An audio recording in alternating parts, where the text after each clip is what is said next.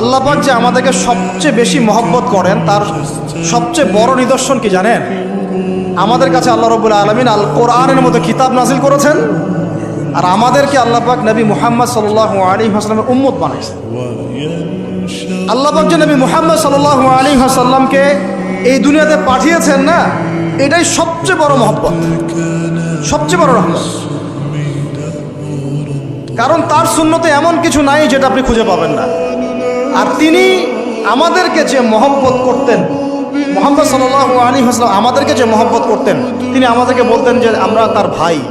তো তিনি আমাদেরকে যে মহব্বত করতেন, তিনি একদিন বলছিলেন সাহাবীদের সামনে, কাশ আমি যদি আমার ভাইদেরকে দেখতে পেতাম। সাহাবীরা বলছেন, ইয়া রাসূলুল্লাহ, আমরা কি আপনার ভাই না?